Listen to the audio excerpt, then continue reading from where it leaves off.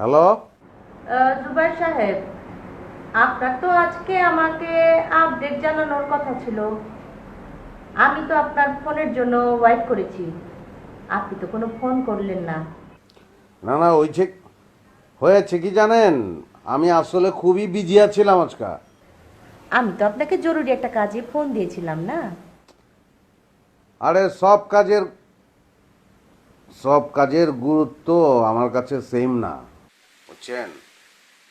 আজকে আমার দাদির মৃত্যুবার্ষিকী ছিল। হ্যাঁ, তো গরিব দুঃখী তো কাপড় বিলাইছি, মনে করেন 10,000 গরিব দুঃখী হবে। হ্যাঁ, ওই কাজেই সারাদিন বিজি ছিলাম আমি, বুঝেছেন। ও আচ্ছা আচ্ছা, সরি। না না, ঠিক আছে ঠিক আছে, ইটস ওকে। ও, আপনি তাহলে ব্যবসার সাথে সাথে জনসেবাও করেন। করণ লাগে, মানে করতে হয় আর কি। এত টাকা পয়সা, হ্যাঁ, নিজে কি করুম, গরিব দুঃখীরে দান করতে হইব না, হবে না। আপনি করেন না, করা তো উচিত। কি বলেন, বলুন, কি বলুন। দিব না কেন? হ্যাঁ, এই তো দিয়েছি।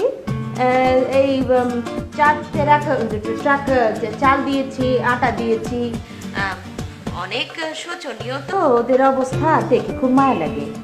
আপনাদের কি কম, আমি মনে করেন এইরকম এই ধরনের দৃশ্য যদি আমি দেখি, আমার আমার চোখে না, আমি পানি ধরে রাখতে পারি না।